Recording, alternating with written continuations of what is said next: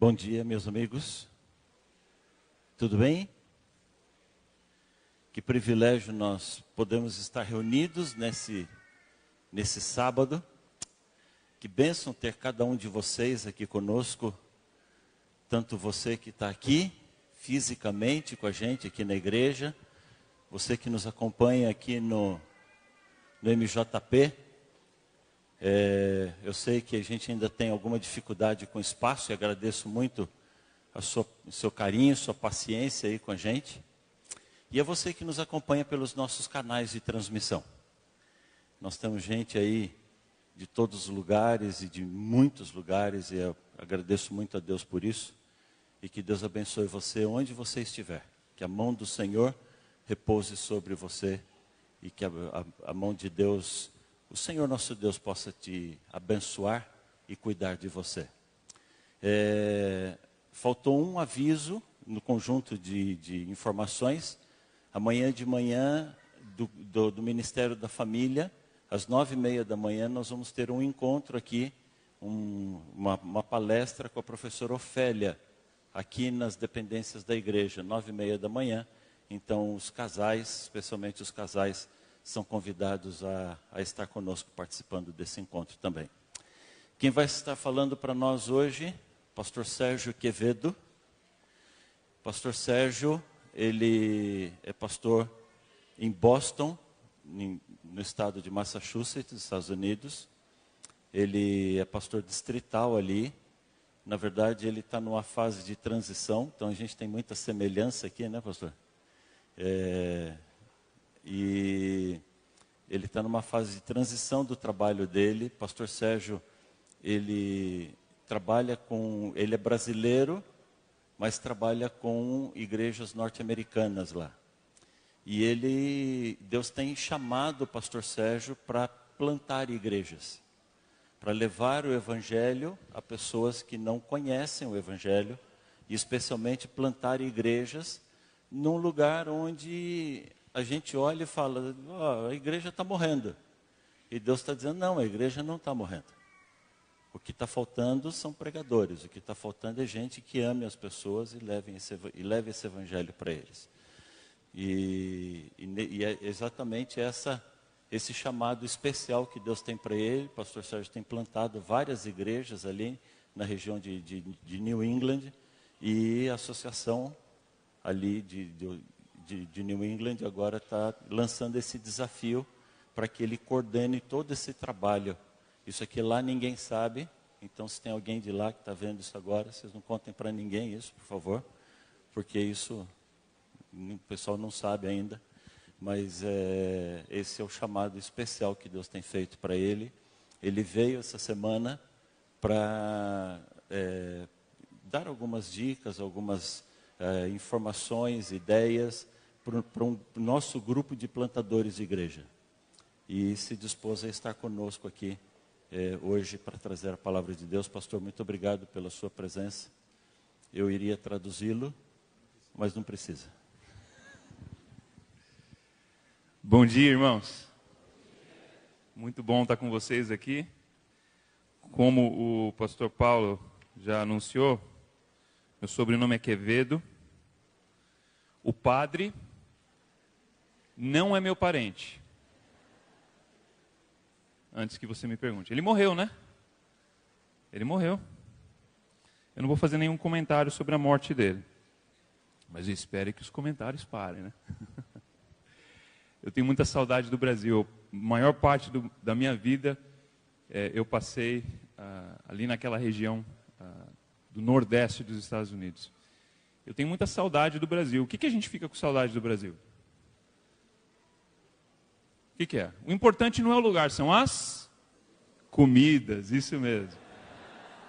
Já enchi a cara de catupiry essa semana, esfirra. Ainda preciso comer pastel, porque eu sou de São Paulo, então preciso comer um pastel. É muito bom estar aqui com vocês. Obrigado, pastor Paulo, pelo convite. Já conheço ele há algum tempo, se tornou um amigo. Estou aqui também por causa do pastor Alex Palmeira, da União, e a gente está trabalhando com os pastores da União, que entenderam que são missionários e chamados para expandir o reino de Deus aqui na União Sul. Amém? Amém. Vamos orar juntos? Pai querido, mais uma vez te buscamos aqui pedindo entendimento, Pai.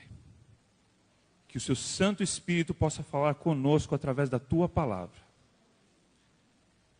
Que nós possamos nos desligar daquilo que não é teu, de ideias e concepções que nós formamos por costumes, mas que é o Senhor falar conosco hoje, Pai. Que nós estejamos dispostos a enterrar esses costumes, para fazer a tua vontade, Pai. Assim como Paulo fazia qualquer negócio para alcançar o máximo de pessoas que ele podia. Que o Senhor possa nos dar esse espírito missionário, de como um camaleão nos infiltrarmos nessa comunidade, para alcançarmos as pessoas com o teu amor, com a tua mensagem, com a tua salvação, Pai. Esteja conosco agora, em nome de Jesus. Amém. Por favor, abra suas Bíblias, ou o seu iPad, ou o seu telefone, o que você tiver, em Mateus, no capítulo 28, 19 a 20. Mateus, capítulo 28, o que a gente tem ali? A grande comissão. Eu sei que vocês têm uma comissão amanhã, não é verdade? Não é dessa comissão que a gente está falando. Mateus, capítulo 28,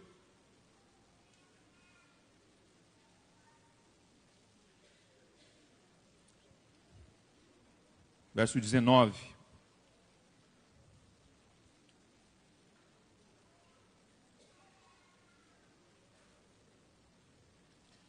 Chegaram lá?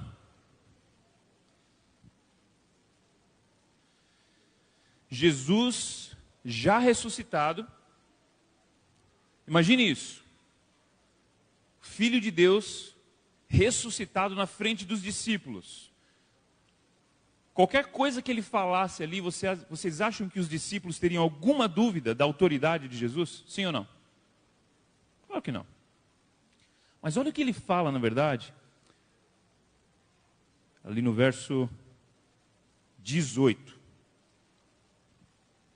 Jesus, aproximando-se, falou-lhes dizendo: toda autoridade me foi dada no céu e na terra. Jesus, Deus ressuscitado, ou ressurreto, como que fala? Ressuscitado, tá certo? Um monte de gente também não sabe, então tá bom, tá ressuscitado. Ele ainda repete e fala: toda autoridade me foi dada. As últimas palavras antes da ascensão de Jesus. Quem tem filhos adolescentes aqui? Vocês já deixaram eles em casa para sair por uns 2 dias no fim de semana? E ao você sair, você dá as instruções, as últimas instruções antes de você sair. As coisas que você está falando, as últimas palavras, geralmente são de vida ou morte. É verdade ou não é? Você vai dar as palavras que você quer que eles façam, que eles atendam. Jesus aqui dá as últimas palavras antes da ascensão dele. Não só isso, ele ainda fala: toda autoridade foi me dada no céu e na terra. A primeira palavra que sai da boca dele é o quê? Ide. E a igreja fala: vinde. Deus está sempre falando para o quê? Ir. Abraão faz o quê? Sai. A orientação é sempre para onde? Para fora. O imperativo principal de Deus é sempre ir. Por que o nosso imperativo como igreja é sempre vir? O que aconteceu? Mas ele dá uma segunda ordem aqui. Ide, portanto, e fazei o quê? Discípulos de todas as nações. É um mandamento, sim ou não? Sim ou não, gente? Essa igreja está cheia, eu não estou acostumado com igreja desse tamanho, só que as minhas igrejas menores às vezes falam mais alto do que vocês. E não é pentecostal. Esqueci da pergunta que eu fiz para vocês, então a gente vai tentar de novo depois. É mandamento sim ou não? Tá, agora sim. E os 10 mandamentos? É importante obedecer? E esse aqui? Qual que é mais importante? Por que é mais importante? Não. Vocês falaram que os dois são importantes? Por que é importante igual? Quem que deu os 10 mandamentos? Foi Jesus, não foi? A gente sabe que foi Jesus. Quem que está dando esse mandamento aqui? Jesus, o mesmo Jesus. Acontece que quando alguém quebra um dos mandamentos, de uma maneira pública, o que a gente faz como igreja? Mas esse mandamento aqui, a pessoa pode passar a vida inteira como um cristão adventista, sem obedecê-lo, e ninguém faz nada.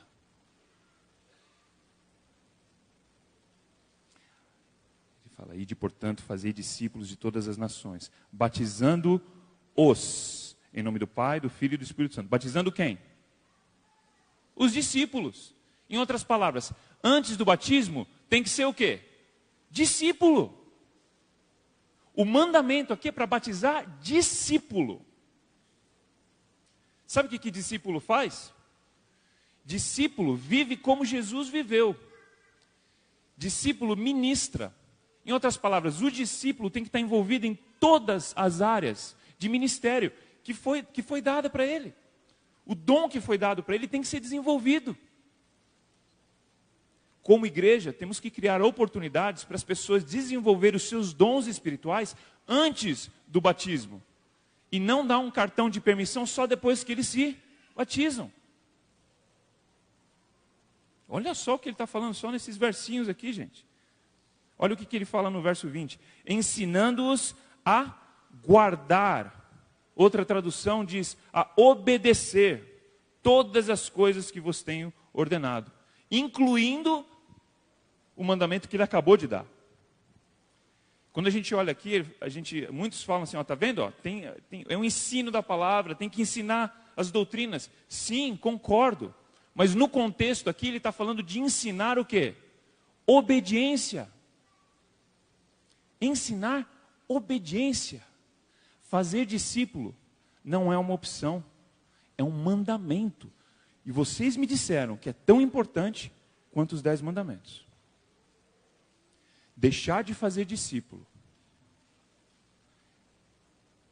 é tão terrível quanto cometer adultério ou matar alguém. Vocês estão comigo? Estamos entendendo aqui? Ensinando-os a obedecer. Eu tenho 2 filhos, um filho de 12 e uma menina de 10. E o menino, o Nicolas, ele não gosta muito de arrumar o quarto dele. Ele puxou alguém da família, eu não sei quem é. E sempre tem que ficar avisando, arruma o seu quarto, arruma o seu quarto. Eu imagino um dia eu pedir para ele, Nicolas, vai lá e arruma o seu quarto. Tá? Tá bom, pai. Chega no final do dia, eu olho, o quarto está todo bagunçado. Eu falo, filho, o que aconteceu? Não, pai, é o seguinte, você mandou eu arrumar o quarto, eu não arrumei, mas eu decorei tudo que você falou para mim. Como assim? Não, eu decorei. Não só decorei, mas eu aprendi em grego e hebraico também. Mas e aí? Ah, não, mas pai, eu fiz um pequeno grupo e a gente falou sobre arrumar o quarto também. Eu estou pensando, ele fez todas essas coisas, mas a minha pergunta é o quê? Por que o quarto não está o quê? Não está arrumado. Quantos de vocês aqui tinham esse verso aqui decorado? Todo mundo com medo de responder, né? A gente decora esse verso. Mas a pergunta que Jesus vai fazer para você e para mim é o quê? Qual o nome do seu discípulo? Qual o nome do seu próximo discípulo? Nós estamos de acordo aqui que existe um mandamento que, em geral, nós, como igreja, estamos negligenciando. Se a igreja é chamada para fazer discípulo, a próxima pergunta agora é: o que é um discípulo? Faz sentido essa próxima pergunta? Vamos trabalhar junto aqui para a gente descobrir junto o que é um discípulo? Sim ou não? Tá bom. A outra grande comissão, em João, capítulo 20, verso 21. João 20, verso 21.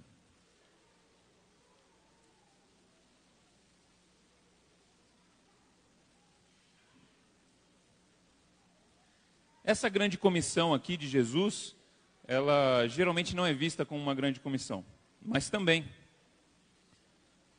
é uma comissão dada para os discípulos e dá o conteúdo do que é ser um discípulo. Vamos lá? Verso 21. Disse-lhes, pois, Jesus outra vez, paz seja convosco. E aí vem, estão preparados? Assim como o Pai me enviou, eu também vos envio. Duas características de um discípulo aqui. Qual que é a primeira? Assim como o Pai me enviou, eu também vos envio. O discípulo, ele é o quê? Ele é enviado. A palavra missão, sabe o que quer dizer? Enviar.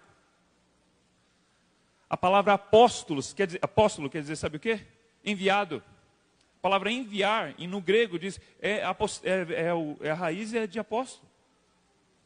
A igreja e os discípulos são para ser apostólicos, não romanos, apostólicos. A igreja, por sua natureza, ela é o quê? Enviada. Quando Jesus, em Atos, no capítulo 1, fala com os discípulos ali, ele fala, e recebereis poder. Poder de quem? Poder de quem, gente?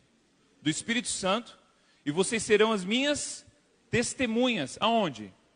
Jerusalém, e depois aonde? Samaria, ou Judéia, qual que vem primeiro? Judéia, Samaria, e aonde? Os confins da terra. Em outras palavras, vocês que são chamados apóstolos, os enviados, vão ser enviados. Vocês não vão ficar só aqui em Jerusalém, para a gente ter um mega church, uma igreja gigante, inchada, para ficar todo mundo aqui e esperar que todos venham até a gente. Poderia ser, mas não foi o que ele falou. Ele falou, vocês vão ser enviados, de acordo com o nome de vocês, vocês são apóstolos. O título de vocês já diz, enviados. Sabe o que aconteceu no capítulo 2? Eles receberam o Espírito Santo, e eles foram, sim ou não? Não, ainda não. A igreja está em Jerusalém. A gente lê o final do capítulo 2, a gente vê o que a igreja fazia, lembra? Que eles tinham tudo em comum, eles se aprofundavam ali na doutrina dos apóstolos, estudavam a palavra, comiam juntos, serviam a comunidade, e o Senhor ia adicionando aos números dos que eram salvos todos os dias. Lembram disso? Mas a igreja ainda não tinha ido. Eu diria que talvez a igreja estava em desobediência ainda. Capítulo 3, o que aconteceu? Onde eles estavam? Em Jerusalém. Capítulo 4, em Jerusalém. Capítulo 5, Jerusalém. 6, 7, em Jerusalém. O que aconteceu no capítulo 7? Estevão é apedrejado. E olha só o que no capítulo 8, verso 1.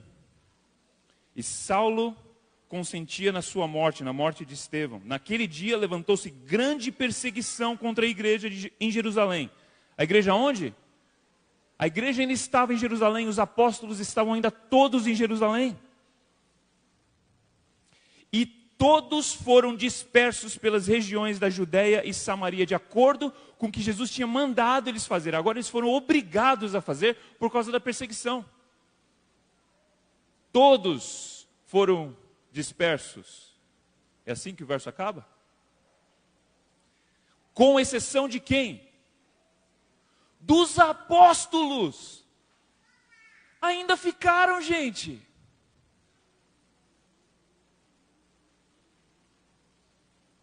Desobediência à missão. Desobediência ao mandamento de Cristo. De ir. eles acharam que se eles fizessem algo especial ali em Jerusalém, quem sabe as pessoas viriam.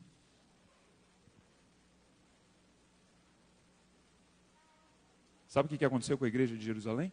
Depois de um tempo? Todos os superstars, as estrelas, ficaram tudo ali em Jerusalém. Era a igreja, certo? A igreja. Sabe o que começou a acontecer? Paulo fazia as caravanas dele e pegava doações para ajudar a igreja aonde? Em Jerusalém. As novas igrejas dos gentios, espalhadas por todo o império, fazendo doações para ajudar a igreja de Jerusalém. Uma igreja enfraquecida, fragilizada, por falta de obediência à missão de Deus. Nós, como discípulos, somos enviados e, por extensão, a igreja também é enviada. Por isso que, sim, devemos plantar igrejas. No capítulo 9, depois que a gente vê essa dispersão dos discípulos por todos os lugares, ali no capítulo 9, verso 31, fala que as igrejas começaram a ser multiplicadas. Imagina uma multiplicação de igrejas. Consegue imaginar? 2, 4, 8, 16, 32, 64. E aí vai, eu não consigo mais contar.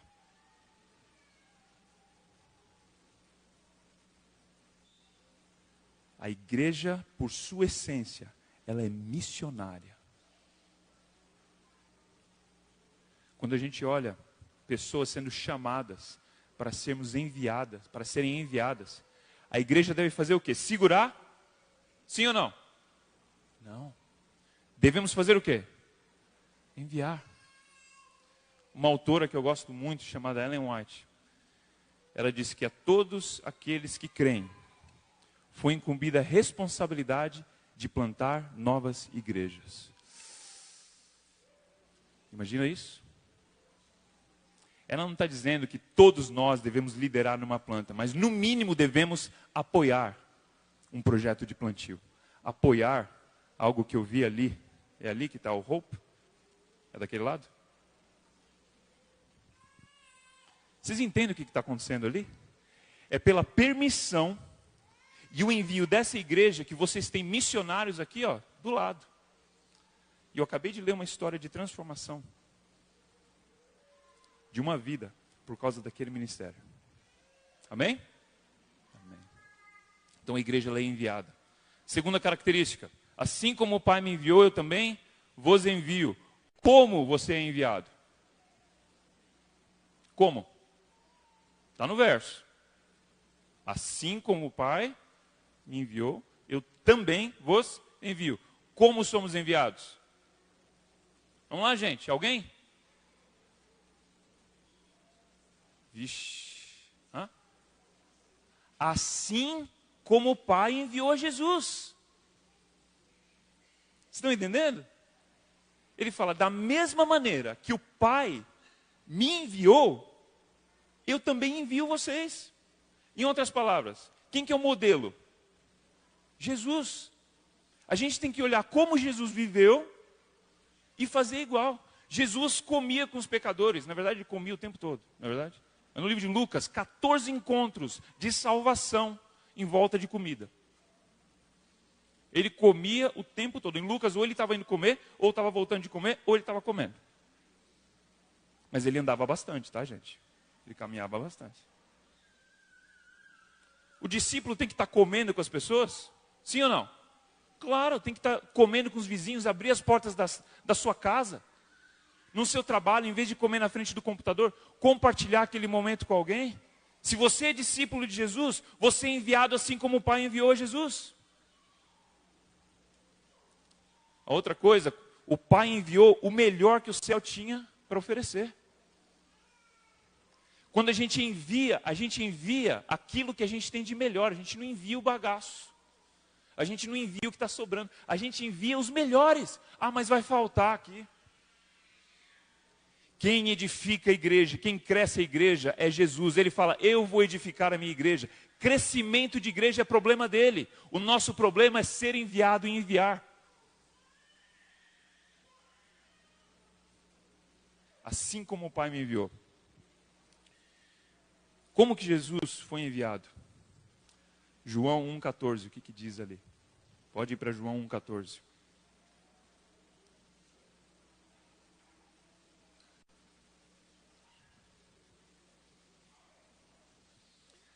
João 1,14.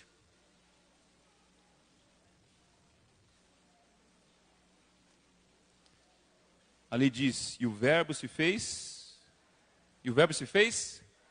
carne. E ele o quê? Habitou entre nós. Jesus poderia estar mandando ordem de lá de cima. Ele poderia ter vindo com as roupas de rei dele. Mas ele se tornou carne. E ele habitou entre nós. Eu gosto de uma parafrase do Eugene Peterson que fala, e o verbo se tornou carne e sangue. E ele se mudou para a vizinhança. Não é legal essa imagem de Jesus que ele se mudou durante 30 anos? Ele era um vizinho.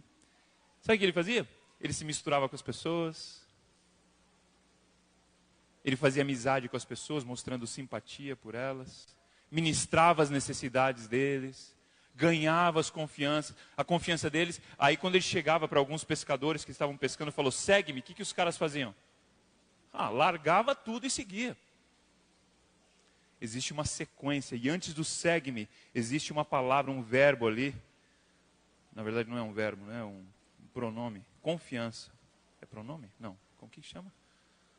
Não. Um objeto.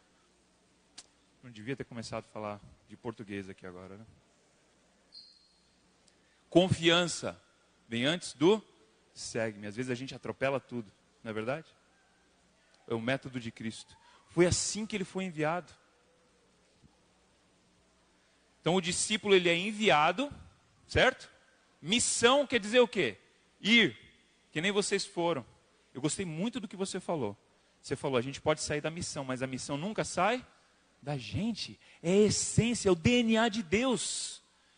Deus é o primeiro missionário. O que é um missionário? Um enviado. Propulsão, orientação para fora. Deus enviou o primeiro missionário, que é Jesus, para salvar quem? A gente. Imagina isso. E se somos enviados como Cristo foi enviado, a igreja em sua essência, ela é missionária. Não é só culto, gente. A gente faz culto. É importante? É. Vamos fazer culto no céu? Por toda a eternidade, de sábado a sábado. Vamos adorar o Criador. Mas se é só isso, se a nossa experiência religiosa, do nosso cristianismo se resume no culto, somente no culto, a gente podia ser transladado e fazer isso no céu. Porque a gente vai fazer isso pro resto da vida, o resto da eternidade. Se estamos aqui ainda é porque existe o quê? Uma missão. Eu vou contar para vocês 2 histórias. E aí eu termino, tá bom? Existem várias histórias que a gente tem ali das igrejas que a gente plantou. Vivendo uma vida missional, de ser enviado, e encarnacional, de se aproximar das pessoas. E a gente entendeu que não bastava simplesmente ser enviado e fazer trabalhos na comunidade. A gente faz isso, e é importante, continue fazendo. Eu sei que essa igreja faz. Mas a gente viu que os relacionamentos eram superficiais. E a gente entendeu que mais importante do que a comunidade conhecer o nome da igreja, é que a igreja conheça os nomes das pessoas na comunidade. O método de Cristo exige proximidade. Às vezes a gente vai lá, bate cartão, vai para casa e não precisa conhecer ninguém. Não precisa levar ninguém para a nossa casa. Amor cristão deveria nos compelir a levar as pessoas para a nossa casa antes de levá-las para a igreja. É fácil levar para a igreja. Você senta num banco que às vezes você não precisa nem olhar para a pessoa. Acabou o programa, você dá um tchau, vai para sua casa, e ela vai para a casa dela com a vida quebrada, com os problemas dela, e você não precisa se meter em nada, se sujar com nada. Esse não é o método de Cristo. Ele veio aqui e se sujou com a gente. Ele era amigo de pecadores, acusado do quê? De comilão e beberrão.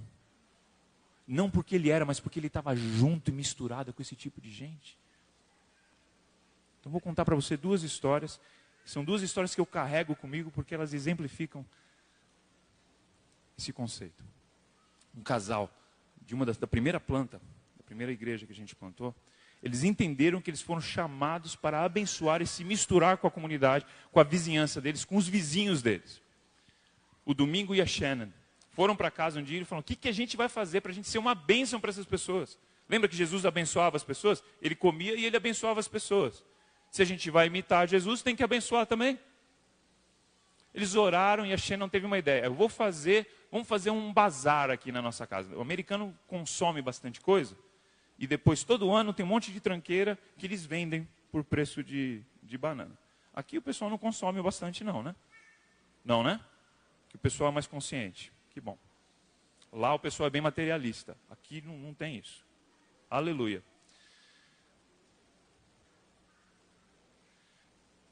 Eles fizeram bazar. Nesse bazar, eles não iam vender nada.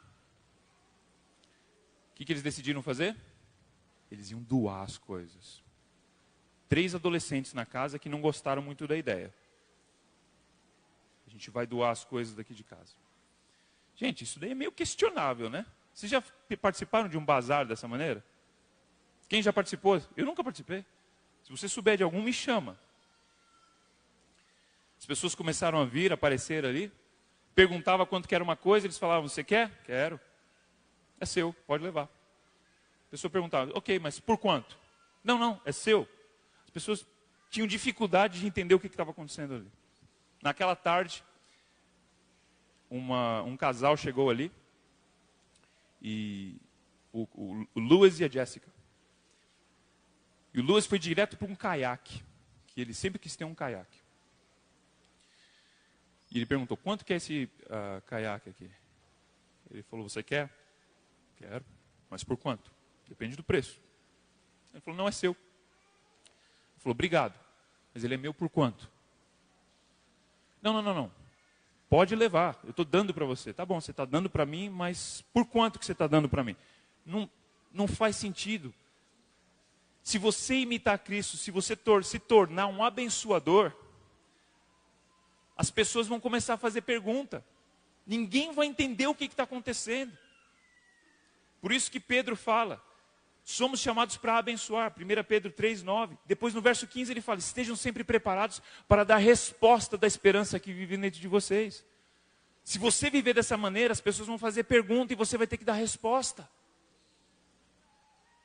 Quando ele entendeu que ele estava ganhando um caiaque, sabe o que ele fez? Ele correu para a esposa, para avisar a esposa também estava correndo para falar a mesma coisa para ele. Eles falaram: esperem aqui, a gente vai voltar para casa e trazer nossos filhos aqui, que a gente quer que os nossos filhos conheçam as pessoas mais generosas que a gente já conheceu. Eles foram para casa, deixaram tudo lá, trouxeram os 5 filhos. Misericórdia, né? De idade de 9 a 22 anos. Passaram um tempo junto, comeram junto ali. E começaram a fazer uma amizade. E a Jessica, a esposa do Domingo, perguntava: quem são vocês? De que planeta que vocês vêm? Quem faz isso? Qual que é o seu negócio? Você é budista? Você é judia? Você é cristã? O que você é? Por que você faz isso? E ela falou: Deus me abençoou. E porque Ele me abençoou, eu quero abençoar vocês. E a Jéssica falou: olha, eu não sei o que vocês fazem, mas se é uma igreja, eu quero ser parte dessa igreja. Porque eu quero que a sua igreja seja a minha igreja, que o seu povo seja o meu povo, o seu Deus seja o meu Deus. Mais ou menos ela falou isso. Já ouviram isso antes? E um dia eu estava no hall do lugar onde a gente se encontra para a adoração da igreja. E entra um exército de 9 pessoas ali, que trouxeram mais os 2 namorados das filhas mais velhas também, que nunca tinham pisado num ambiente de igreja. E a igreja abraçou eles ali.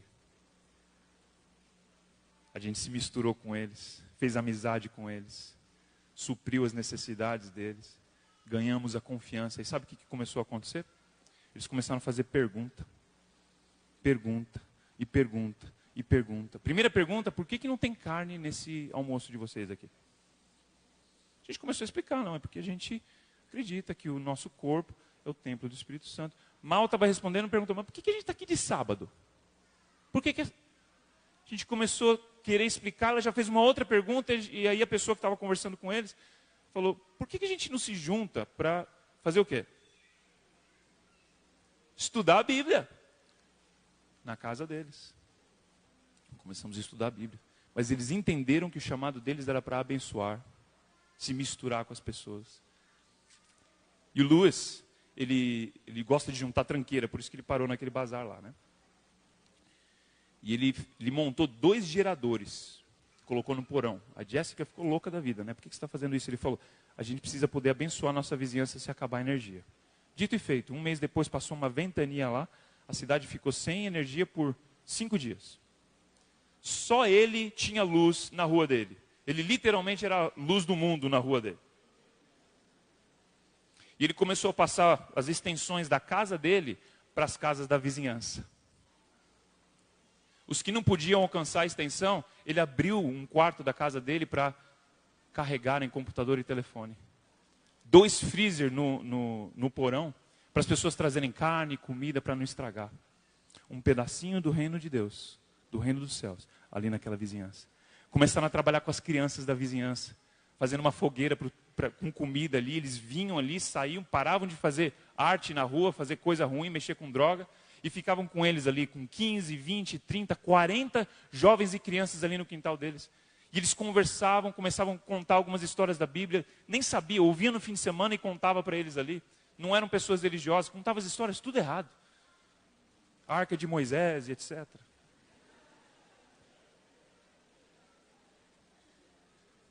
E os pais daqueles jovens e crianças começaram a se questionar, o que está acontecendo aqui? Um vislumbre do reino dos céus, ali na terra. Eles começaram a trazer os valores do reino dos céus, ali para a terra. O que Jesus faz, né? Chegou o reino. E aí ele começa a fazer o quê? Curar, abençoar, tocar as pessoas que ninguém tocava, certo? Uma pessoa chegou para eles e falou assim, para o Lewis, falou, Lewis, quem são vocês? Por que vocês fazem isso? De que planeta que vocês são? Aí ele falou, Deus nos abençoa e nós queremos o quê? Abençoar vocês. Aí o cara falou, olha, não é suficiente para mim, eu tenho que fazer alguma coisa para vocês. Eu não tenho dinheiro, mas eu faço tatuagem.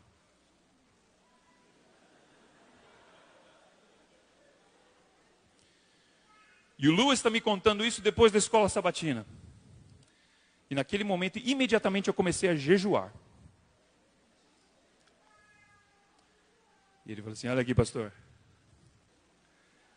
Aí eu falei, mas que bela lagartixa, hein, Lewis? Vocês estão entendendo, gente? Eles continuaram a fazer pergunta. Fizeram todas as 28. Entenderam? Fizeram todas as 28. Sabe por quê? Porque o Espírito Santo é competente. Guiou os corações e as mentes deles. Eles fizeram uma última pergunta. Podemos ser o quê? Batizados. E a gente teve o privilégio de batizá-los ali. Abençoadores. Enviados para encarnar. Vou terminar com uma história aqui. Que aconteceu quando a gente tinha chegado naquele lugar para começar a adorar naquela vizinhança ali. Estava tendo um ensaio. Quanto tempo que eu tenho? Tem mais... Alguém me fala? 15? Ok, eu consigo terminar em 15. A gente estava fazendo um ensaio numa quinta-feira. A banda estava ensaiando na quinta-feira. E não estava legal, igual essa banda aqui. Essa banda estava muito bonita, não estava, gente? Olha, estão precisando de músicos assim lá. Parece que o dom ficou só aqui. Mas a gente faz o nosso melhor lá, não tem problema. E estava bem difícil, gente. A banda estava triste de ouvir, sabe? Assim, a gente quer dar um incentivo, né? Mas estava difícil. Porque a gente sabe que quando Deus chama, Deus capacita. Eu comecei a questionar o chamado daqueles jovens.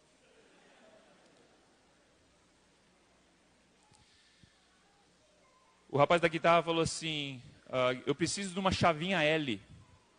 Porque tinha uma trava na afinação da guitarra. Sabe o que é? Já viu dessas guitarras que tem uma trava da afinação?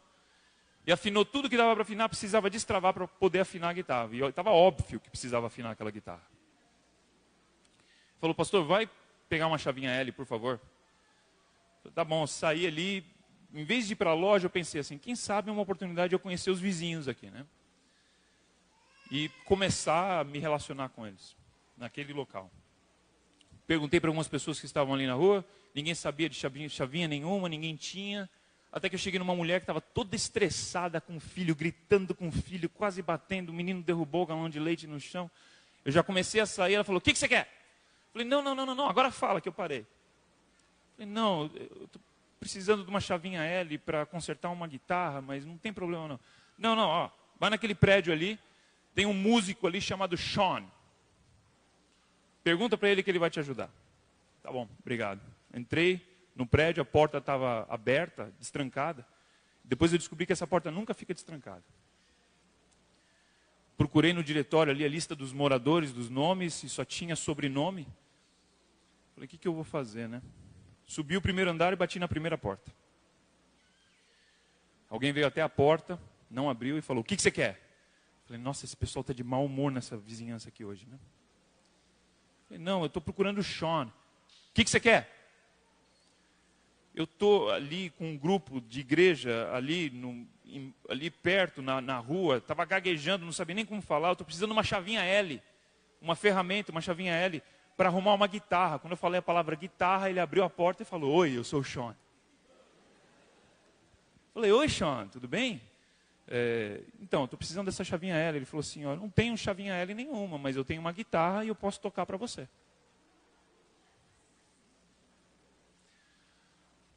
Bem estranho. Estou pensando aqui, né? Aí ele falou, você falou igreja, né? Falei, é. Falei, pois é, rapaz. Nas últimas 2 horas eu estava bebendo umas cervejas aí, você acha que vai ter problema? E eu pensei, será que vai ter problema?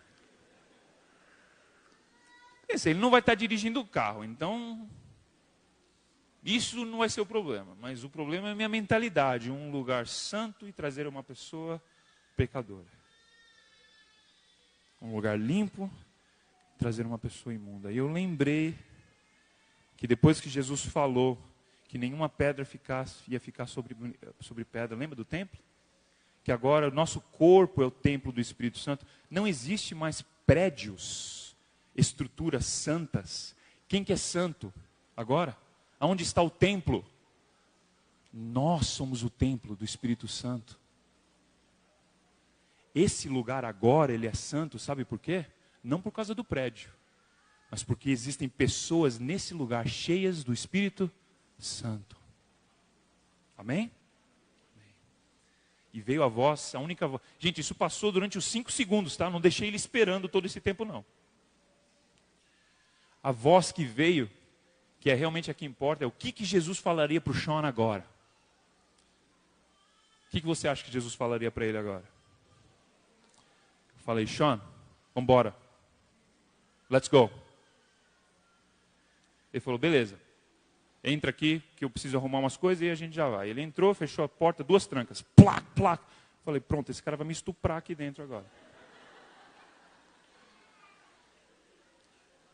Entrei, a casa bem limpa, mas com cheiro forte de cigarro. Eu cheguei à mesa ali onde ele estava, tinha uma garrafa de bebida e um saquinho com umas ervas questionáveis. Depois eu descobri que era tabaco, eu não sei. E ele tinha uma maquininha que ele colocava a capinha do cigarro e enchia do tabaco e girava ali, fechava. Você sabe do que eu estou falando, né? Não. Deixa ele não sabe do que eu estou falando. Eu apontei para um menino bem jovem ali, coitado. Eu sentei ali, enquanto ele enrolava os cigarrinhos ali, ele ia contando a vida dele. E eu parei para pensar, o que eu estou fazendo aqui? Eu sou pastor adventista. Estou na mesa aqui de um cara que eu nem conheço, enrolando cigarrinho com ele.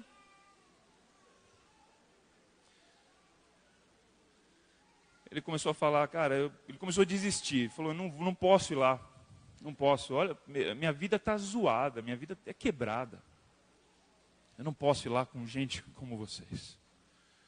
Eu falei, Sean, você vai ser meu convidado de honra, cara. Fica tranquilo que o lugar que a gente está indo é seguro. Não seria bom a gente poder falar isso de todas as nossas igrejas? Que as nossas igrejas são lugares seguros para pecadores. Ele falou, tá bom então. Estou convencido, vamos lá. Escolhe um instrumento, foi até uma sala, vários instrumentos, eu estava tentando olhar ali o que pegar, tinha de tudo quanto é instrumento. Ele pegou uma guitarra e começou a destrinchar um Jimi Hendrix ali na guitarra. Eu falei, gente, imagina quando esse homem estiver sóbrio, como ele vai tocar? Eu falei, pega a guitarra mesmo, vamos embora. Cheguei ali, no lugar onde estava o pessoal olhou estranho assim, mas o que aconteceu? Ele saiu para pegar uma ferramenta, voltou com uma pessoa. Na hora, a banda parou de tocar, aleluia, pararam de tocar. E abraçaram o Sean. Puxaram uma cadeira para ele, o outro já foi trazendo a partitura, ele falou assim, não precisa de partitura não. Eu falei, nossa, menino.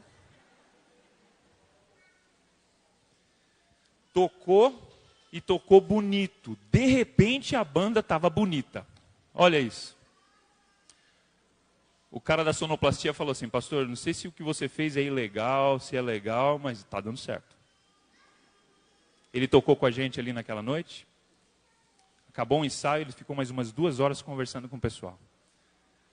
Naquela noite, eu já tinha ido embora. Ele me mandou um texto e falou, eu nunca me senti tão amado e querido como eu me senti hoje à noite. Tocar música foi um bônus, foi um extra. Naquele sábado ele chegou ali no culto, estava sóbrio, camisinha abotoada, bonita, no chapeuzinho, e ele tocou no louvor. Amém? Durante aquela semana, pode tocar um pouquinho aí. Durante aquela semana, eu me encontrei com o Sean, passei o dia com ele, levei ele para comer. O homem come, viu? Desse tamanho, mas come, como que fala? É draga que fala? Uma draga. E a gente passou o dia junto ali, e ele me contou a história da vida dele, o que tinha acontecido com ele, por que ele estava numa situação tão destruída como ele estava. Ele falou, meu pai me abusou nos primeiros 20 anos da minha vida. Fez coisas que eu não posso nem falar para vocês aqui. Acabou com o Sean. Quebrou ele. Tornou o Sean uma pessoa totalmente fragilizada, insegura, com todo tipo de problema que você pode imaginar. Não conseguia nem ter um trabalho direito. O Estado ajudava ele. Ele falou, quando eu consegui ter a coragem, depois de 30 anos de idade, de falar para minha mãe e para minha irmã o que meu pai tinha feito, elas não acreditaram em mim e me expulsaram de casa. Ele falou, faz quase 20 anos que eu não passo o Natal com ninguém. E eu pensei, se eu sou imitador de Cristo, chamado para trazer o reino de Deus dos céus aqui para a terra, não é isso que a oração fala? Como que é? O teu reino venha, assim na terra como nos céus. Em outras palavras, se no céu não vai ter gente com fome, pode ter gente aqui com fome aqui na terra? Sim ou não? Se no céu não tem ninguém doente, pode ter gente doente na sua vizinhança? Gente depressiva? Não, sozinha. É isso que Jesus fazia quando ele trazia o reino. Ele trazia todos os valores do céu ali para a terra. Eu falei para o Sean, você nunca mais vai passar um Natal sozinho. Você vai passar com a minha família. Ele chorou, a gente chorou junto ali. Ele passou o dia de ação de graças, foi o primeiro, ele passou com a gente ali. Parecia uma criança. Depois passou o Natal com a gente. Eu achei que ia ser estranho, né? Porque no Natal, quem que está no Natal com você? Não são as pessoas mais próximas? Mas o Sean estava ali como se fosse da família da gente. E foi o melhor Natal que a gente já passou. Tinha um presente para ele na árvore de Natal. Ele até trouxe um presente baratinho para as crianças. O miserável comeu 4 pratos de comida.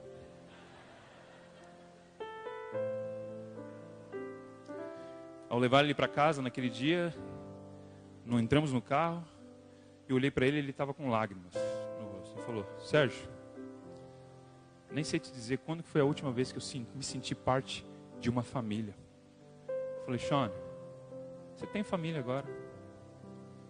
Não é só eu, a igreja inteira abraçou o Sean. E hoje as pessoas brigam para ver quem vai levar o Sean para casa. O Sean não é mais uma pessoa sozinha. Porque não vai ter gente sozinha no céu. Não pode ter gente sozinha aqui. Sean, ele se tornou um abençoador também da maneira dele ali no contexto dele, no prédio dele. Ele começou a fazer muitas perguntas, sabe? Começou a fazer quase todas, quase as 28. Estava indo no caminho. Passaram 5 meses e ele falou assim: Sérgio, você sabe que eram umas 5, 6 horas da tarde aquele dia. Ele falou: sabe quando a gente se encontrou, eu fumava 2 maços de cigarro por dia. O equivalente, né? Ele não comprava um maço, ele fazia o dele, né? Ele falou: hoje eu só fumei 2 cigarros. Já era quase o fim do dia. Eu falei: Deus seja louvado, Sean. Ele falou: quando a gente se encontrou, eu bebia quase 1 litro de conhaque por dia.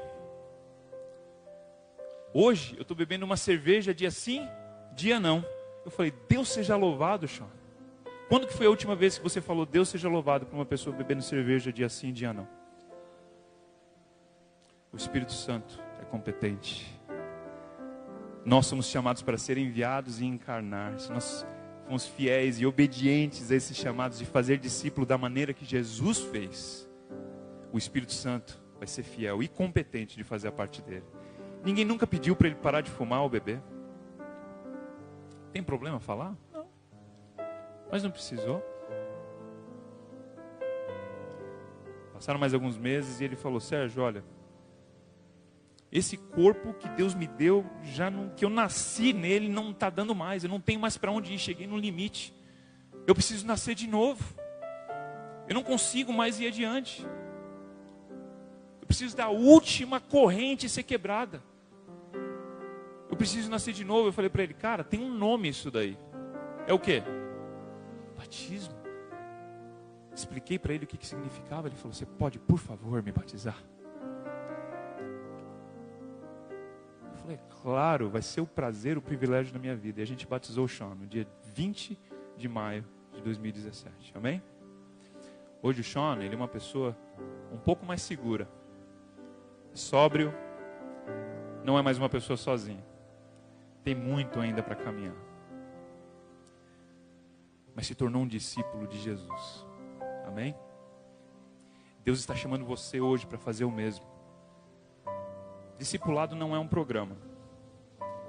A estratégia do discipulado é você. Você é a estratégia de Deus. Você é a estratégia de Deus. Está chamando você para se misturar com as pessoas que você talvez não se misturaria. Abrir a sua casa para comer com os vizinhos. Um almoço, um jantar. Quem sabe intencionalmente abençoar as pessoas em volta que você vê necessidade. Orar para Deus colocar pessoas no seu caminho para você abençoar. Isso é ser enviado assim como o Pai enviou Jesus. Deus está chamando você. Eu sei que existem alguns projetos de envio aqui nessa igreja. Se você está sendo enviado, sentindo esse chamado que Deus está te enviando, não tenha medo. No final da grande comissão ali se você fizer isso, Jesus fala: eu estarei contigo todos os dias, até a consumação do céu. Não precisa ter medo, Deus vai estar com você. Se você não está sendo chamado para ser enviado dessa maneira, Deus está chamando você hoje para apoiar. Com orações, com recursos. E com palavras de afirmação. Vão com Deus. Não é isso que a igreja fez? Impôs mãos e enviaram. É isso. Acabou. Vamos orar para que Deus nos envie, para que Ele cumpra o propósito de Deus, o propósito dele nas nossas vidas, que ao Ele falar: a quem enviaremos e quem irá por nós, que nós todos possamos dizer hoje: eis-me aqui, envia-me a mim. Pai querido, existem vários Seans aí pelo mundo, esperando discípulos enviados para se misturar, fazer amizade, ministrar as necessidades, ganhar a confiança e apresentar a Jesus para eles. Ó Pai, essa igreja está se colocando à tua disposição para ser enviada. Envia-os, Pai. Envia-os. Que o Senhor possa nos dar o seu coração missionário. Que possamos amar como o Senhor amou. Nos misturar como o Senhor se misturou e assim por diante. Seja como o pastor Paulo também, como líder dessa igreja. Ou ele equipar, treinar e enviar. Que essa igreja diga amém.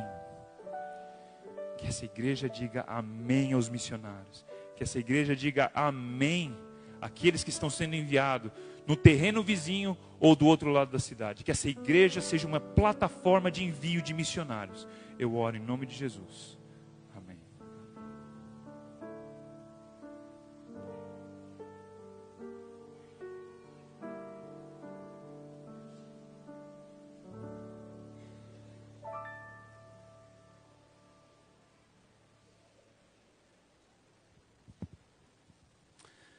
Nós agradecemos a presença de todos vocês. Nós temos agora o nosso momento da escola sabatina. E eu quero pedir esse favor a cada um de vocês. Participe de uma classe. Se envolva em uma das nossas comunidades. Você está misturado no meio de um grupo grande aqui de pessoas. É muito genérico. É importante você ir para uma das nossas comunidades, fazer parte de um desses grupos pequenos, se envolver. Ali você é uma pessoa que é chamada pelo nome, as pessoas vão orar nominalmente por você, as crianças, os adultos, para cada faixa etária, para cada um de nós. Então você é nosso convidado para estar em uma das nossas classes de escola sabatina. Que Deus abençoe a todos, um feliz sábado. Muito obrigado pela sua presença.